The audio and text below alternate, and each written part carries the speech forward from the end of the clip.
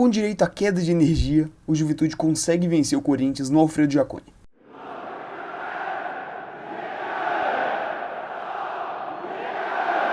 Bem, já partindo aqui mais para as escalações. Os dois times eles deram uma poupada, o Jair Ventura já tinha dito isso numa entrevista no meio da semana, que ele iria mandar um time mais alternativo aqui por parte do Juventude, por ter um clássico contra o Internacional no fim de semana. E o Corinthians, com toda a sua situação dramática no Campeonato Brasileiro, naturalmente também poupou para priorizar o Campeonato Brasileiro, onde ele vai pegar o Flamengo no domingo. Então, dito isso, o Juventude ele veio com Gabriel Vasconcelos no gol, João Lucas, Danilo Boza, que fez uma excelente partida, Zé Marcos e Alan Ruschel, Luiz Oyama, Dudu Vieira, Eric Farias, Nenê e Lucas Barbosa, e lá na frente o Carrilho, atacante equatoriano recém-contratado que fez o gol do Juventude no jogo, justamente depois do Danilo Boza. Já do lado do Corinthians, o time ele veio com Hugo Souza, aí uma linha de 4, O Ramon Dias ele decidiu alterar o esquema de jogo que o Corinthians vinha utilizando com aqueles 3 zagueiros para esse primeiro tempo, e aí veio com Mateuzinho, Gustavo Henrique, Félix Torres e Hugo, Ranielli e José Martins, o primeiro estreante aqui do Corinthians na partida, Pedro Henrique, Igor Coronado, Romero e lá na frente o Yuri Alberto. O jogo ele já começa com um cenário que ele vai basicamente se estender durante todo o primeiro tempo, com o Juventude ele tentando ter mais essa bola e trabalhar ela bem e tentar criar chances mais claras por meio de cruzamentos, bolas enfiadas na zaga do Corinthians, triangulações e por aí vai. Já do lado do Corinthians você tem uma marcação muito forte, principalmente usando o Ranielli e o José Martins, e o time ele tentando sair muito no contra-ataque, abusando bastante da velocidade do Pedro Henrique. E aí eu tenho que falar bastante aqui do Pedro Henrique. Cara, assim, eu já venho batendo aqui na tecla nos últimos vídeos que esse ataque do Corinthians ele tá num momento terrível.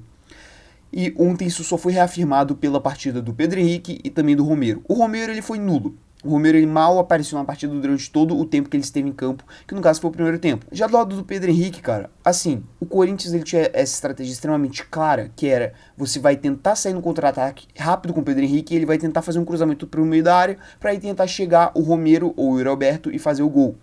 Só que o Pedro Henrique ele tava tão ansioso, tava tão nervoso, que ele saía nessa velocidade e ou ele perdia a passada, ou ele era desarmado facilmente, ou ele adiantava tanto essa bola que ele mandava ela para a lateral, e nas poucas vezes que ele conseguia sair com essa bola com qualidade, ele não levantava a cabeça para fazer o passe pro Romero e pro Yuri Alberto, que era a estratégia inicial do time. Cara, tem um lance que ele consegue fugir da marcação e ele tem essa bola. Tava um 3 contra 2 pro Corinthians e o Romero ele livre na ponta esquerda. O Pedro Henrique ele fica se enrolando, ele fica tentando ciscar, tentando assim fazer um drible para conseguir escapar da marcação e chutar. Ele não consegue, aí todo o resto da zaga do Juventude ela consegue voltar. O Pedro Henrique ele se vê nessa situação em que ele já perdeu tempo para fazer o passe pro Romero ou pro Yuri Alberto e ele só chuta em cima do zagueiro e desperdiça completamente uma boa chance que o Corinthians poderia ter. Só que por ansiedade aqui do Pedro Henrique, que foi muito mal nessa partida, mas assim, muito mal mesmo, tanto que ele sai na metade do jogo, o Corinthians ele não conseguia criar muito nesse primeiro tempo. E aí as melhores chances do time vinham em bolas paradas ou em chances oportunas que o time ele conseguia criar. Só que nesse primeiro tempo o Corinthians ele passou sem finalizar, sem levar um real perigo para o Juventude. Já pelo lado do Ju, você tinha um cenário um tanto quanto diferente. O time ele conseguia sair em triangulações, não tinha essa ansiedade que o ataque do Corinthians tinha, principalmente com o Pedro Henrique, e conseguia criar boas chances. E essa primeira grande chance veio no escanteio. A bola foi levantada na área, ficou aquele bate-rebate que vai ser bem característico de todas as bolas aéreas dessa partida, e sobrou pro Lucas Barbosa finalizar. E cara, o Lucas Barbosa ele tava sozinho com o Hugo. Deu a sorte, calhou dele sobrar sozinho com o Hugo, essa bola dominada por ele.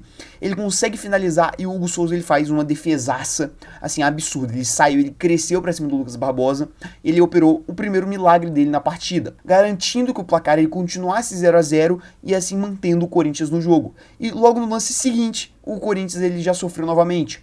O Juventude ele veio novamente para ataque, teve aquele bate-rebate de novo na área e a bola sobrou sozinha pro Carrilho, o atacante equatoriano, como eu já falei, que chegou há pouco tempo no Juventude. Cara, ele sobrou novamente cara a cara com o Hugo Souza. E essa chance aqui era até melhor que a do Lucas Barbosa, porque assim, ele realmente estava sozinho, livre de marcação, ele não tinha que decidir rapidamente. Ele consegue finalizar e o Hugo Souza ele novamente sai, cresce e abre os braços e consegue defender uma bola novamente monumental. Assim, outra defesaça para manter novamente o Corinthians no jogo. O Hugo Souza, ele acabou que não terminou esse jogo tão bem quanto nas outras partidas. E eu ainda vou falar isso aqui no decorrer do vídeo. Só que essas duas defesas que ele fez, cara, foram verdadeiros milagres e o Juventude poderia muito bem ter aberto 2-0 no placar se não fosse o Hugo Souza. Tudo bem, ele teve algumas questões no decorrer da partida? Teve. Mas não pode apagar essas duas defesas absurdas que ele fez. E logo depois dessa pressão mais ou menos do Juventude, a gente teve a queda de energia. Cara, assim, o jogo ele tava tão ruim. Falar ruim é um tanto quanto complicado, vamos colocar assim, mas a grande realidade é que era um jogo extremamente de meio campo, um jogo muito físico. Você tinha realmente essa disputa muito ferrenha dos times pela posse de bola nessa área do meio de campo, e acabava que você não tinha chances lá muito claras, tanto que as duas chances realmente claras desse primeiro tempo foram essas duas que eu acabei de citar, que o Hugo Souza ele operou dois milagres. Tanto que o Corinthians ele não criou nada, e o Juventude só conseguiu criar essas duas chances. Então era um primeiro tempo que era muito mais físico, muito mais disputado, como eu já falei, e acabou que ele terminou depois da volta dessa queda de energia por 20 minutos, com o Juventude ainda criando uma chance com o Nenê, né, que você tem um cruzamento e ele consegue finalizar de voleio, mas fora isso, não aconteceu mais nada na partida pelo primeiro tempo. Já para o segundo tempo, o Ramon Dias ele decidiu mexer no time do Corinthians. Ele viu que o time realmente não estava conseguindo render, então ele sacou tanto o Pedro Henrique quanto o Romero, e aí colocou no lugar deles, né, o André Ramalho e o Hector Fernandes, a segunda estreia, né, do dia que eu ia falar, o atacante espanhol, que eu já fiz um shorts aqui no canal, se você quiser, vai lá ver. Mas com essa estratégia, o Corinthians ele voltava para a estratégia de três zagueiros, que o time ele rende melhor, além dessas substituições. Saiu o Hugo para a entrada do Bidu, e aí o time ele, efetivamente voltou para aquela escalação de três zagueiros que o time ele vem rendendo melhor. E naturalmente o Corinthians melhorou na partida. Você tinha uma dupla de ataque, mais ou menos, vamos colocar assim, com o Heroberto e o Hector Hernandes tentando sair muito na velocidade, e também o Hector Hernandes fazendo essa parede. E aí o Corinthians ele tem realmente essa melhora na partida, tanto que você teve uns 10, 15 minutos ali de início de segundo tempo, que o Corinthians ele foi melhor do que o Juventude. Assim, algo raro no contexto geral do jogo, porque no geral o Juventude ele realmente foi melhor. E nesses minutos você teve algumas chances com o Roberto de cabeça e também algumas boas paredes que foram criadas pelo Hector Hernandes, um jogador que na minha opinião foi interessante, mas eu vou falar isso aí mais pro final do vídeo. Porém, depois de toda essa pressão do Corinthians e que o time ele dava realmente melhor na partida, você tem o baque, que é o gol do Juventude. Cara, você tem outro bate-rebate ferrenho na área do Corinthians, a bola sobra por uma finalização, você tem um desvio do zagueiro, a bola sobe, e assim, aí eu tenho que falar aqui, dois jogadores que vêm vindo muito bem nesse time do Corinthians são o André Ramalho e o Hugo Souza. E os dois eles deram uma mini pane nesse lance. Essa bola sobrou com o Carrilho, ele chegou de carrinho e assim, o André Ramalho ele não foi bem na marcação, ele não conseguiu cortar essa bola. E o Hugo Souza, cara, eu acho que ele pensou que essa bola ia passar. Ele pensou que o Carrilho ele não ia pegar essa bola, e ele foi meio que se projetando para pegar essa bola e sair num contra-ataque rápido pro Corinthians conseguir continuar pressionando. Só que o Carrilho, como eu disse, né, chegou na bola e ele acabou fazendo 1-0 pro Juventude. E aí fica a falha do Hugo Souza, sim, ele falhou nesse lance, mas não pode apagar, como eu já disse, as duas defesaças que ele fez no primeiro tempo. E assim, eu acho que aqui você tem uma demonstração perfeita do quão frágil ainda é a zaga do Corinthians. O Ramon Dias ele melhorou essa defesa, só que ela ainda faz muita atrapalhada, vamos colocar assim. Cara, assim, é um lance completo de desatenção nesse bate-rebate, em que foi uma desatenção da zaga, com o André Ramalho e o Mateuzinho errando, e também do Hugo Souza, porque ele ficou nesse vou, não vou, saio, não saio, ele acabou saindo muito longe da bola, né, aí fica meio feio o print, porque você tem o Carrilho finalizando para gol e o gol do Corinthians vazio, mas no geral essa fraqueza da zaga do Corinthians atacou novamente e o time ele acaba levando o gol, e juntamente com esse gol foi toda aquela moral, foi toda aquela lucidez que o Corinthians estava tendo nesse início de segundo tempo. A partir daqui, o Juventude ele teve uma tranquilidade muito maior. O Corinthians tinha sim a posse de bola, porque o Juventude naturalmente se retraiu um pouquinho mais, só que o Corinthians ele não criava muito bem. O Corinthians ele chegava ali mais ou menos na intermediária e perdia essa bola. E aí vem o segundo gol do Juventude. Você tem uma cobrança de falta na área do Corinthians, o zagueiro ele escora de cabeça e a bola sobrou pro Danilo Boza. O Danilo Boza, assim, ele pegou a bola, estava basicamente na entrada da pequena área, ele soltou um foguete, e a bola acaba passando por baixo do Hugo Souza. Eu vi gente considerando isso aí falha, eu discordo completamente. Cara, é uma bola queima-roupa muito forte. E ainda assim, o Hugo Souza, ele ser um goleiro alto, dificulta ele defender essa bola, justamente porque ele tem que se abaixar muito rápido. E assim, eu acho que o Hugo Souza, ele pega normalmente essa bola, realmente pega, só que eu não considero isso uma falha. Cara, acontece, pô. Você tem um petardo muito de perto, e aí ele acaba tomando essa bola por baixo do braço. Ainda assim, eu acho que ele reagiu bem, mas acabou levando o gol e o 2-0. Só que aí eu tenho que ir assim, batendo uma tecla. Vai estar entrando aí na tela a polêmica que não foi tanto discutida em relação a esse lance. Cara, assim, o jogador do Juventude que escora de cabeça pro Danilo Boza, ele realmente fazer o gol, ele estava impedido. E me preocupa bastante esse lance não ter sido anulado, porque, cara, a impressão que eu fico é que o VAR nem analisou esse lance. Você tem o impedimento analisado do Danilo Bozzi, que realmente ele não estava impedido, só que esse lance, pra mim, ele tinha que ter sido analisado. E a minha impressão é de que não foi analisado, e é um erro grotesco a arbitragem não analisar esse lance. Assim, não seria algo novo, porque já aconteceu em Palmeiras e São Paulo há uns anos atrás, também na Copa do Brasil, só que você não analisar esse lance é bizarro e é um erro absurdo. Quando divulgarem os áudios do VAR, se for constatado que realmente esse lance ele não foi revisado, tem que rolar uma suspensão pesada pro Zanovelli e pra todo o grupo de arbitragem que tava nesse jogo de ontem. Porque, cara, você não analisar esse lance do jogador que escora, que pra mim, ele tem realmente uma perna ali, o pé à frente da linha de zaga do Corinthians, é um erro grotesco e até juvenil. Um árbitro de Série A, que tá apitando uma Copa do Brasil, uma quarta de final de Copa do Brasil, errar num lance desses, não pode. Mas com erro ou não, acabou que o Juventude ele abriu 2-0. E aí, cara, o Corinthians ele se via meio morto, né? Faltavam uns 5 minutos pra acabar a partida, fora os acréscimos. E o time ele vinha para aquele abafo final de, vamos tentar uma bola bandida, um cruzamento que vai acabar dando certo. E acabou que deu. Você teve um cruzamento do Corinthians com o Garro, e aí o Gustavo Henrique ele subiu no segundo andar, cabeceou livre de marcação, e aí a bola foi basicamente no contrapé do Gabriel Vasconcelos, e o Corinthians ele diminuiu esse resultado. Assim, pra mim, esse 2-0 pro Juventude era muito complicado do Corinthians reagir, mesmo decidido em casa. Porque assim, cara, você ter que escalar essa montanha dos 2 gols é muito ruim.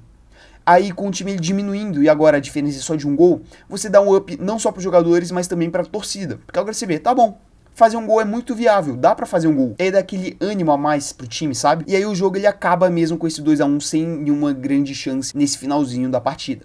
Eu acho que pro Juventude é um bom resultado, teria sido muito melhor se não tivesse levado esse gol num vacilo mais ou menos que a zaga deu em deixar o Gustavo Henrique subir sozinho. E pro Corinthians, cara, é aquele resultado que deixa vivo. Eu ainda acho que a Copa do Brasil ela nunca pode ser priorizada perante a situação drástica do Corinthians no Campeonato Brasileiro. Vai ter uma sequência pesadíssima com Flamengo e Botafogo. Só que você tem que também fazer aquela análise, né? A gente vai ter agora a pausa para a data FIFA e aí o jogo do Juventude é antes do jogo do Botafogo. Os jogadores devem estar mais descansados.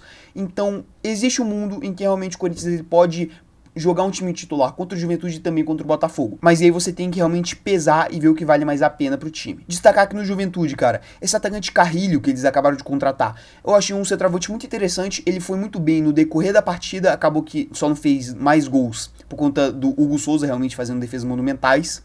Já do lado do Corinthians, a gente teve 2 estreias, o José Martínez, que é o volante venezuelano, que chegou lá dos Estados Unidos.